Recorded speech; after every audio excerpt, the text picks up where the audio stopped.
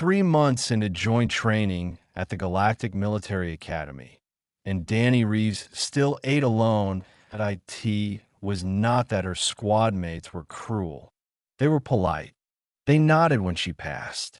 They followed orders during drills. But politeness was not friendship, and Danny had learned the difference quickly. She was the only human in training Cohort 19, assigned to a 5-member squad with species she had only read about before arriving on Station Orwell 7. Goo, a massive reptilian who moved like a boulder deciding whether to roll. Lissa, an insectoid with compound eyes that tracked every movement in the room. Fen, a small fur-covered mammalian who came from an ice world and always seemed cold. And Breel, a tall amphibian whose translucent skin showed the faint pulse of veins beneath. They trained together. They ran formations together. But when meals came, they drifted to their own corners. Danny understood. To them, she was the Death Worlder, the species from a planet with earthquakes, volcanoes, apex predators, and weather that killed. They respected her the way someone respects a loaded weapon sitting on a table. Carefully, and from a distance, the announcement came on a Tuesday. Station Commander Ortha's voice filled every corridor through the intercom system, calm and measured, the way officers spoke when they wanted to make bad news sound routine, that a supply convoy had been delayed. A territorial dispute along the Rineth corridor had shut down the trade lane, and no ships were getting through. Until the situation was resolved, all rations across the station would be reduced by 40%. The estimated duration was 12 days. Danny heard the words and did the math. 40% was uncomfortable. She would be hungry, tired, irritable, but she would function. Humans had survived ice ages, famines, and long winters with far less.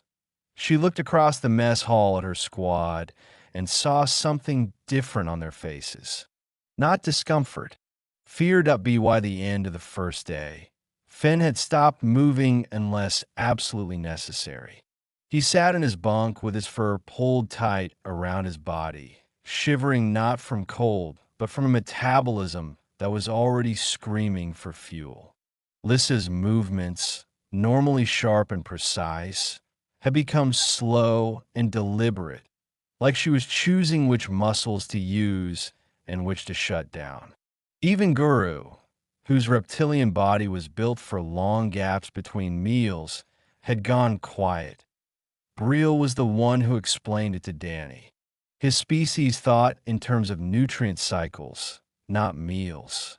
He told her that most species in the galaxy had evolved on stable worlds with predictable food sources. Their bodies were efficient but fragile. They converted food to energy quickly and stored almost nothing. A 40% reduction for 12 days was not a diet.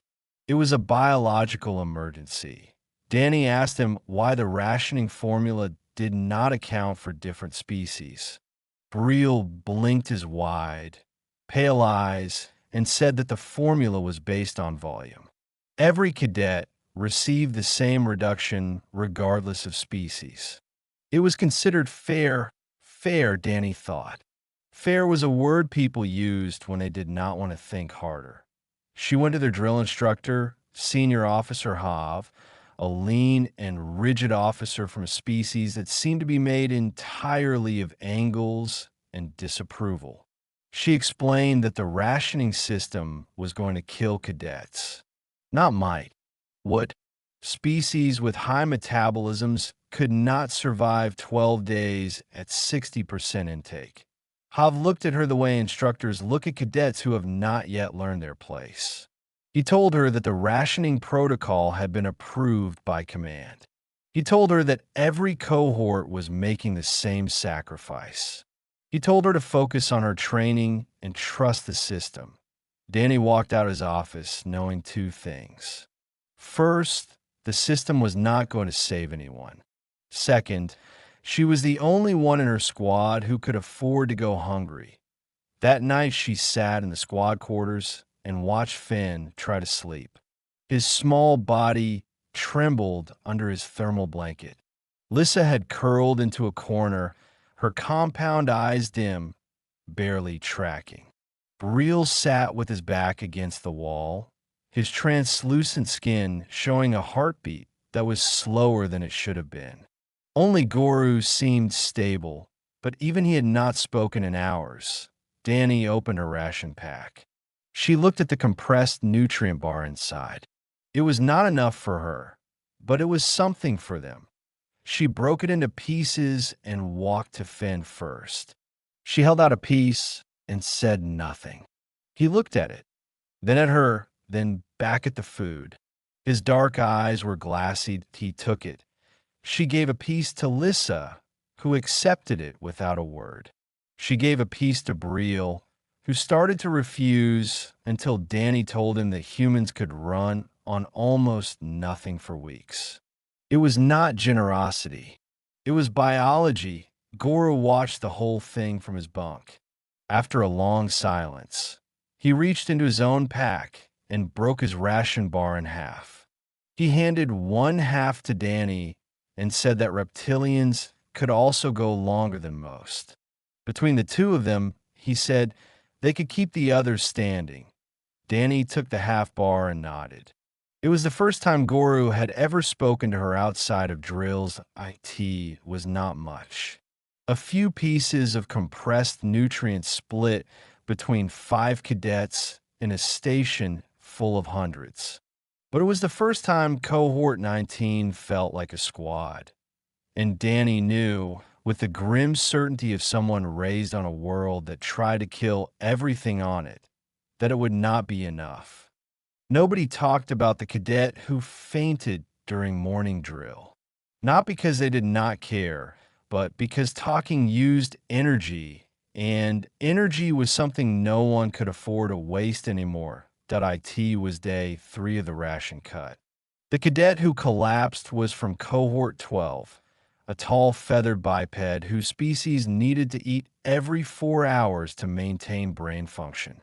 2 of his cohort mates had to drag him to the medical bay while the rest of the formation stood in silence. The drill instructor marked it as a medical withdrawal and moved on to the next exercise like it was nothing unusual. Danny Reeves watched the whole thing and felt her stomach growl. She had not eaten a full meal in 3 days. Her body was burning through its fat reserves now, pulling energy from places she did not even know she had. Her muscles ached. Her thoughts were slower, but she was standing. She was functional. That was the thing about being human that she had never really thought about before. On Earth, hunger was not a death sentence. It was a Tuesday. Her ancestors had crossed frozen continents on empty stomachs. They had survived months without reliable food, their bodies switching to backup systems that most galactic species simply did not have. Fat reserves, ketosis, the ability to function at reduced capacity instead of shutting down entirely. Most species in the galaxy operated like high-performance engines. Efficient, fast, powerful, but cut the fuel line and they stalled immediately. Humans were different. Humans were the old diesel truck that kept grinding forward on fumes and stubbornness. Finn was in bad shape. His fur had lost its shine and his movements were jerky, like his body was rationing power to individual limbs. Danny found him sitting in the corridor outside the training hall, his small frame pressed against the wall, eyes half closed. She sat down next to him and handed him a piece of her ration bar. He shook his head. He told her he could not keep taking her food. Danny told him that her species once survived an entire ice age by eating whatever they could find and walking until the weather changed. She told him that she had enough reserves in her body to last weeks. She was not being noble. She was just harder to kill. Finn took the food. He ate it in small bites, his hands trembling. Then he asked her something no one in the squad had ever asked before. He asked what Earth was like. Danny thought about it. She told him it was a planet that was constantly trying to murder everything on it. Earthquakes split the ground. Oceans swallowed cities. The weather could change from calm to deadly in minutes. Predators hunted in packs. Diseases evolved faster than cures. And somehow, out of all that chaos, humans looked around and said, "Fine, we'll just get tougher." Finn stared at her for a long time. Then he said he understood now why the other species were afraid of humans. It was not the strength or the size. It was that nothing seemed to stop them in the squad quarters that evening. The situation was becoming critical. Lissa had not spoken in over a day. Her compound eyes were flickering between dim and dark, a sign that her neural system was starting to conserve power by shutting down non-essential functions. Briel's skin had turned from translucent to almost opaque, his body pulling resources inward to protect vital organs. Even Goru, who had been sharing his rations alongside Danny, was moving slower than usual. Danny counted what they had left. Between her rations and Goru's, they could keep the squad alive for maybe 4 more days at this rate. The convoy was still 9 days out. The math did not work. She said it out loud. She told the squad that sharing rations was not going to be enough. They needed another solution or people were going to start dying. Not just in their squad. Across the entire station, Goru asked what she had in mind. His deep voice was slower than usual, but his yellow eyes were sharp. Danny told him about something she had noticed during a maintenance drill 2 weeks earlier. A sealed section on the station's lower deck, marked as decommissioned. She had looked it up in the station directory. It used to be a hydroponics bay from when the station was a civilian research facility. It was unpowered and locked, but the infrastructure might still be intact. Grow beds, water systems, UV lamps. Briel said that accessing a restricted section would get them expelled. Finn, barely able to lift his head, said something quiet. He said they were already dying.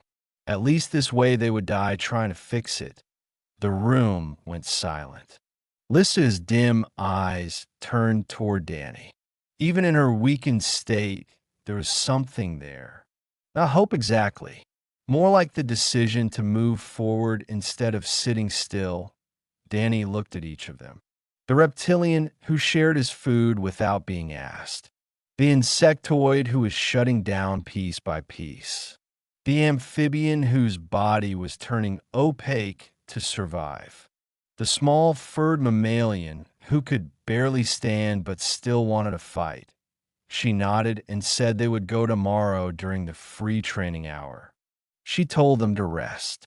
They would need whatever energy they had left as the lights dimmed in the quarters. Danny lay in her bunk and stared at the ceiling.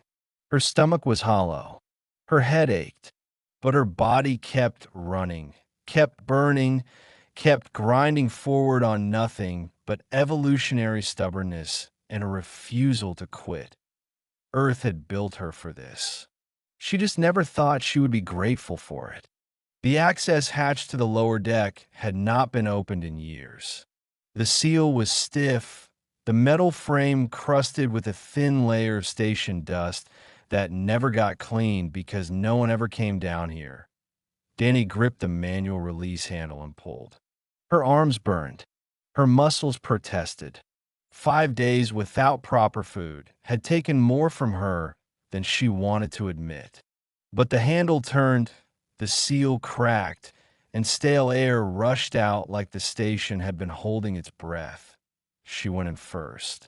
Behind her came Lissa, moving on instinct more than strength, her compound eyes adjusting to the darkness in ways human eyes could not. Goru stayed at the hatch as a lookout, his massive frame filling the doorway. Finn and Breel waited in the corridor, too weak to make the climb down. The hydroponics bay was exactly what the station directory had described. A long rectangular chamber lined with metal grow beds, each one dry and empty. Water recirculation pipes ran along the ceiling, dusty but intact. UV lamp arrays hung above every row, dark and silent. At the far end, a control console sat behind a cracked screen. IT looked dead. But Danny had grown up on a farm outside a small town on Earth where nothing worked right and everything had to be fixed by hand. She knew the difference between broken and abandoned. She asked Lissa to look at the UV lamps. Lissa's compound eyes could see into spectrums that humans could not, and she could tell whether the internal components were still functional. Lissa moved slowly along the rows, tilting her head at each lamp unit. After several minutes, she reported that most of the lamp arrays still had intact filaments. They were not damaged. They were simply unpowered. Danny checked the water pipes. She followed them from the grow beds to the recirculation unit at the back wall. The pump was mechanical, not digital, which meant it did not rely on the station's main computer to function.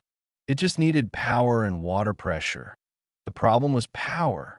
The hydroponics bay had been disconnected from the station grid when it was decommissioned. Reconnecting it through official channels was impossible without command authorization. But Danny had paid attention during engineering drills. She knew that the maintenance corridors between decks carried auxiliary power lines that were always live, feeding emergency lighting and air circulation. She could tap into one of those lines. It was not elegant. It was not safe. But it would work. When they returned to the squad quarters, Danny laid out the plan. She needed Breel's knowledge of aquatic nutrient cycles to design a water-based growing system. She needed Lissa to monitor the UV spectrum output once the lamps were powered. She needed Goru's strength to move the heavy equipment. And she needed Finn. Finn looked up from his bunk, confused. He asked what he could possibly contribute when he could barely walk. Danny told him that his species had the most sensitive sense of smell in the squad. He would be their quality control. If anything they grew was toxic or contaminated, he would know before anyone took a bite. Finn's ears lifted slightly. It was the closest thing to a smile his species could make. They worked in shifts over the next 2 days, always during free training hours, always careful to avoid the main corridors. Danny did the wiring herself, running a cable from an auxiliary power junction through a maintenance crawl space and into the hydroponics bay. She burned her hands twice and shocked herself once. Each time she swore under her breath, waited for her heart to stop pounding, and kept going. Breel designed the nutrient cycle. His species lived in water for half their lives, and he understood fluid dynamics and mineral absorption in ways that made Danny's head spin. He set up the recirculation system so that water would flow through mineral-rich substrate in the grow beds, pick up nutrients, and cycle back through a basic filtration process. Lissa calibrated the UV lamps. She adjusted the spectrum output to match what Danny told her earth plants needed.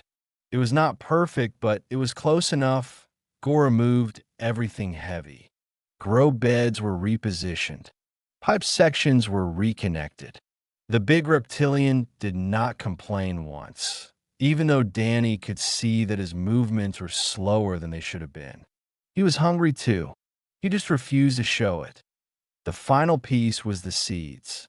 Danny had submitted a request to the station's biological archive 3 days earlier, asking for Earth origin seed stock for what she described as a xenobotany research project.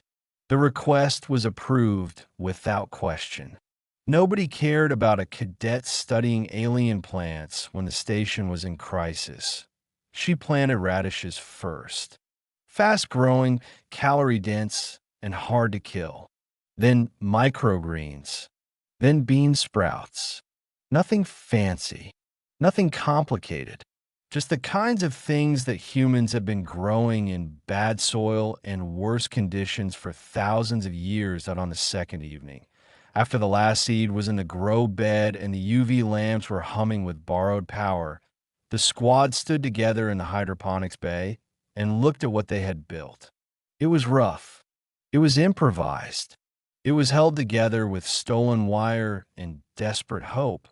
But the water was flowing. The lights were on.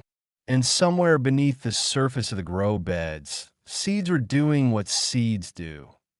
Growing. Finn leaned against Danny's leg and said it smelled alive down here. Danny put her hand on his head and told him that was the point. For the first time since the ration cut, nobody in Cohort 19 felt like they were waiting to die. The first radish broke through the soil on day 7, and Finn cried he did not make a sound. His species did not cry the way humans did, but the fur around his eyes darkened with moisture, and his small body shook as he stared at the tiny green shoot pushing its way out of the grow bed under the purple glow of the UV lamps. Danny pretended not to notice. She knelt beside the grow bed and checked the other rows. Microgreens were coming in fast, a carpet of pale green across the substrate. Bean sprouts were reaching upward in tight clusters. The radishes were the slowest, but they were coming. Everything was coming. She allowed herself one moment of relief. Then she went back to work because the food was growing, but the station was falling apart. The convoy delay had officially passed the 12-day estimate with no new arrival date. Command had issued an updated statement that used words like temporary and manageable and patience, but Danny had stopped listening to official statements on day 4. 2 cadets from other cohorts had been evacuated to a medical ship in orbit. 17 more were in the medical bay. The hallways of Station Orwell. 7 were quieter than they had ever been because moving cost calories and calories were currency now. The worst part was what the hunger was doing to relationships between species. In the mess hall, cadets had stopped sitting in mixed groups. They clustered by species, guarding their ration trays with body language that said, "Do not come closer."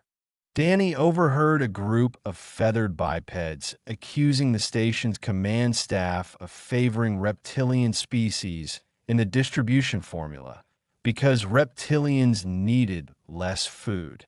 A group of mammalians from a desert world accused the insectoids of stealing from the storage base. None of it was true. All of it was dangerous. Hunger made people mean. Danny knew that. Earth's history was full of examples. When the food ran out, the first thing to die was trust. Cohort 19 was the exception, and that was becoming a problem. Senior Officer Hav had started watching them. Danny could feel his eyes during drills, tracking the squad with the focused attention of someone who had noticed something wrong. Her squad was still performing. Not well, not at full capacity, but they were completing exercises that other squads were failing. Finn was on his feet. Lissa was functional. Brielle was moving at near normal speed. In a station full of cadets who were shutting down, Cohort 19 looked suspiciously healthy. After a navigation drill on day 9, Hav pulled Danny aside. He asked her directly how her squad was maintaining performance levels. Danny told him they were managing their energy carefully, resting during free hours, staying hydrated. Hav stared at her for a long time. He did not believe her. She could see it in the way his angular face tightened. But he had no evidence of anything else, so he let her go with a warning. He told her that if he found out she was doing something unauthorized, the consequences would be severe. Danny walked back to her squad and told them they were running out of time.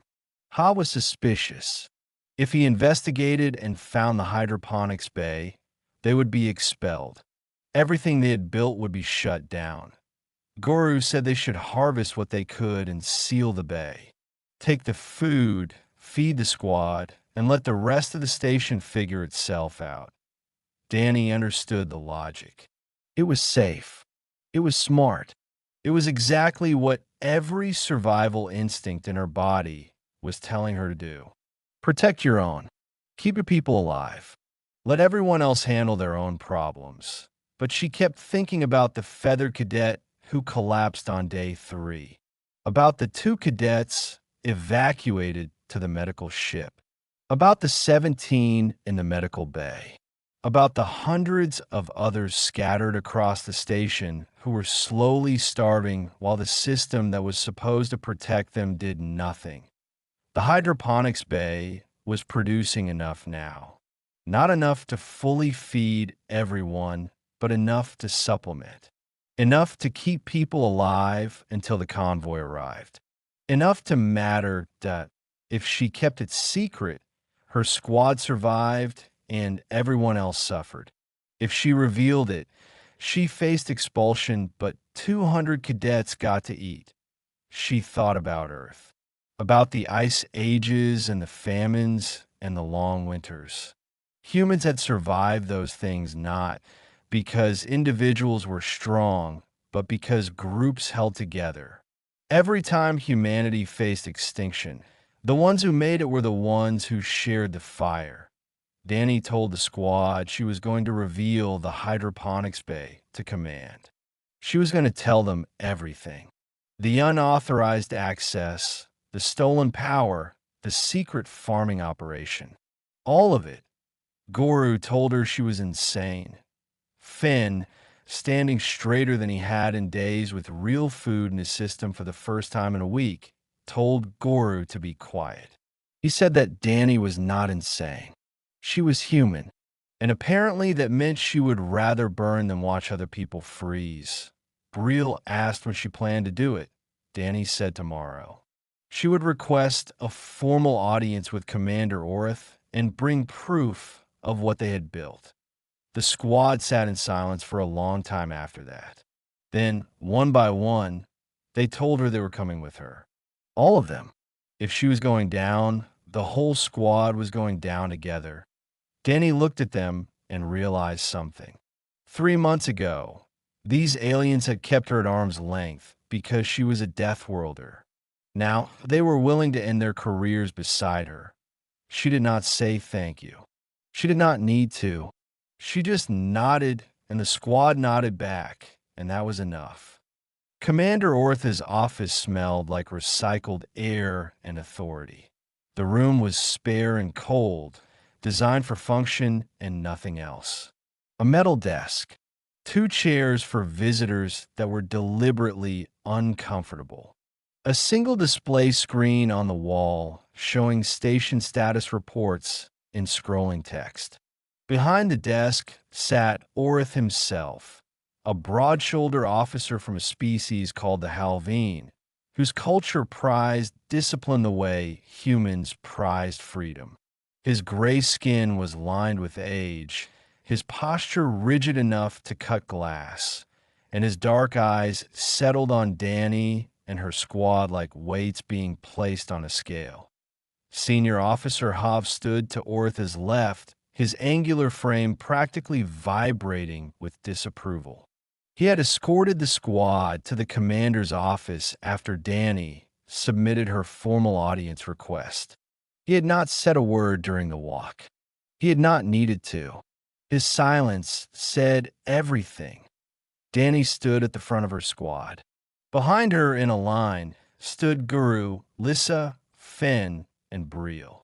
All of them in training uniforms. All of them standing straight despite the hunger still gnawing at their bodies. Finn's legs were shaking, but he refused to sit on the desk between Danny and the commander set a metal tray. On the tray were radishes, microgreens, and a cluster of bean sprouts. Beside the tray was a data pad containing a full report that Danny had written the night before, detailing everything. The unauthorized access, the power reroute, the seed requisition under false pretenses, the full output capacity of the restored hydroponics bay, everything they had done, everything they could be expelled for. Orith looked at the tray. He looked at the data pad. Then he looked at Danny. He asked her if she understood what she was confessing to. Danny said yes. Unauthorized access to a restricted section of the station. Unauthorized modification of station power systems. Misrepresentation in a formal requisition. Operating a facility outside designated training parameters. She listed each violation clearly, without emotion, the way she had rehearsed it. Hav stepped forward. He said that the violations were severe, that any single one of them was grounds for immediate expulsion, that taken together, they represented a complete disregard for the chain of command and the discipline that held the academy together. Orith raised one hand, and Hav stopped talking. The commander picked up a radish from the tray. He turned it in his thick fingers, examining it the way a soldier examines something he does not quite believe is real. Then he set it down and opened the data pad. The room was silent while he read. Danny could hear Finn's breathing behind her, quick and shallow. She could hear the hum of the station's life support. She could hear her own heartbeat, steady and stubborn, the same heartbeat that had kept her going for 10 days on scraps. Orith closed the data pad. He asked Danny how much food the hydroponics bay was currently producing. She told him. Enough supplemental nutrition to extend rations for over 200 cadets. Not full meals. Not a replacement for the convoy, but enough to keep people out of the medical bay. Enough to keep them alive. Orith leaned back in his chair. His expression did not change, but something shifted behind his eyes. He asked Hav how many cadets were currently in medical care. Hav answered stiffly, 23. For more had been flagged for evacuation. Orith asked how many cohorts had reported performance failures in the last 48 hours. Hav paused. Then he said 11 out of 16. Orith asked what the current estimated arrival of the supply convoy was. Hav said the latest update was 6 more days. Possibly 8. Orith turned back to Danny. He told her that she had broken every protocol designed to maintain order on his station.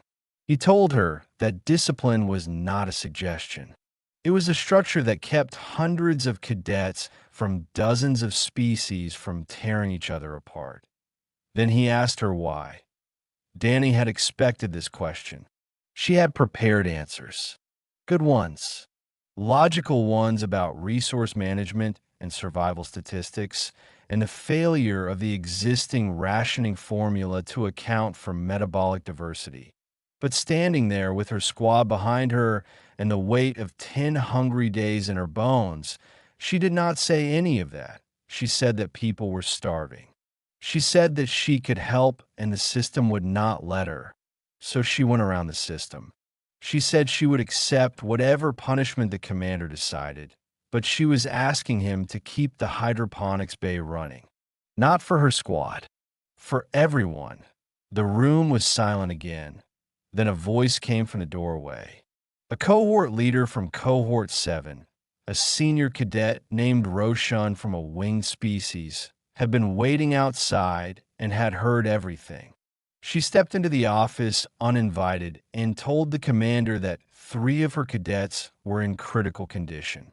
She told him that the station's official response had failed them. She said that if a group of junior cadets had solved the problem that command could not, maybe the issue was not discipline. Hav started to object. Another cohort leader appeared behind Roshan. Then another. Word had spread. Cadets had been talking. Everyone knew about Cohort 19. Everyone knew what Danny had built. Orith looked at the growing crowd in his doorway. He looked at the data pad. He looked at the tray of vegetables grown in a dead room by a squad of desperate cadets, led by a human who would rather be expelled than watch people starve. He made his decision.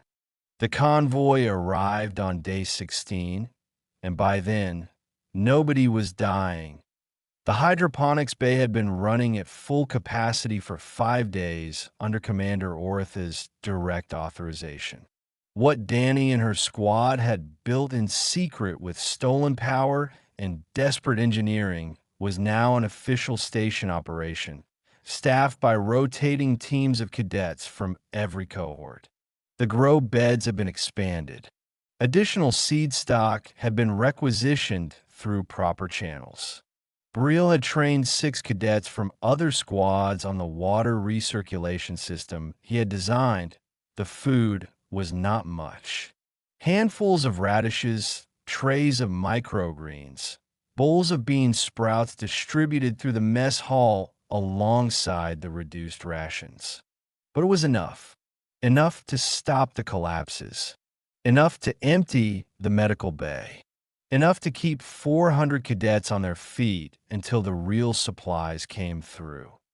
When the convoy ships finally docked and the cargo holds opened, the relief that flooded the station was physical. Cadets who had been rationing every movement suddenly had full meals in front of them. The mess hall was louder than it had been in weeks. Laughter came back. Arguments came back.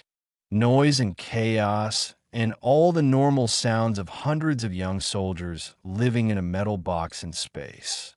Danny ate her first full meal in 16 days, sitting at a table with her squad. She ate slowly, not because she was savoring it, but because her stomach had shrunk and her body needed time to remember what abundance felt like. Guru sat across from her, eating with the deliberate patience of a species. He told her that on his homeworld, there was a tradition. When someone saved your life, you owed them a silence. Not words, just the acknowledgement of sitting beside them without needing to explain why. Danny told him she appreciated that. Gora nodded and went back to eating. It was the most comfortable silence she had ever shared with anyone. The formal consequences came 2 days later. Danny and her squad were called back to Commander Ortha's office. This time, Hav was not present. Orth sat behind his desk with 2 documents on the screen. The first was a formal reprimand. Every member of Cohort 19 would have a disciplinary mark on their academy record for unauthorized access to a restricted area, unauthorized modification of station systems, and misrepresentation in a requisition. The reprimand would follow them through their careers. It would be the first thing any future commanding officer saw when reviewing their files. The second was a commendation. Every member of Cohort 19 was being recognized for resourcefulness, initiative, and leadership under crisis conditions. The commendation noted that their actions had directly prevented the medical evacuation of an estimated 40 additional cadets and had maintained station operational readiness during a period of critical supply failure. Both documents would exist side by side. The punishment and the praise. The rule breakers and the lifesavers. Orith told them that the galaxy needed officers who understood that sometimes those were the same people. Then he told them something that Danny had not expected. He was reassigning the squad. Permanently. Cohort 19 would remain together through the rest of their academy training and into their first active posting. The official reason on the paperwork was unit cohesion. Orith did not explain the unofficial reason, but he did not need to. After they left the office, the squad walked together through the main corridor of the station. It was the first time they had walked as a group without a drill formation requiring it. Cadets from other cohorts watched them pass. Some nodded. A few saluted, which was not technically proper for cadets of equal rank, but nobody corrected them. Lissa spoke for the first time in days. Her voice was thin but clear. She said that before the crisis, she had filed a request to transfer out of Cohort 19. She had not wanted to serve alongside a Death Worlder. She had been afraid. Danny asked her if she was still afraid. That Lissa's compound eyes turned to her, all of them focused at once, which in her species was a sign of complete attention. She said she was terrified, but not of Danny. She was terrified of ever being assigned to a unit that did not have a human in it. Briel laughed. It was a wet, bubbling sound that his species made when something was both funny and true. He said that his people had a saying: the safest place in a flood is next to the creature that knows how to swim. Guru rumbled his agreement. Finn, walking beside Danny with his fur finally regaining its shine, looked up at her. He told her that on his home world, there was no word for what she had done. His people had never had someone from outside their species sacrifice for them. They had never needed a word for it because it had never happened. Danny told him that on Earth, they had a word for it. Finn asked what it was. Danny said they called it Tuesday. The squad laughed. Gora's laugh was a deep rumble. Lissa's was a clicking sound. Briel's was the wet bubble again. Finn's was a high chirp that echoed off the corridor walls. That IT was not a beautiful sound. It was messy and loud and made up of 5 completely different species who had no business laughing together. But it was real, and it was theirs, and for the first time since Danny had arrived on Station Orwell 7, it sounded like a family. She walked with them down the corridor, hungry and tired, and carrying a disciplinary mark that would follow her for the rest of her career. And she smiled, because the galaxy was learning something that Earth had always known. Humans were not dangerous because they could survive anything. They were dangerous because they would burn themselves to keep the people next to them warm. And they would do it every single time, without hesitation, without expectation, without even thinking it was special. Because on Earth, it was not special. It was just what you did.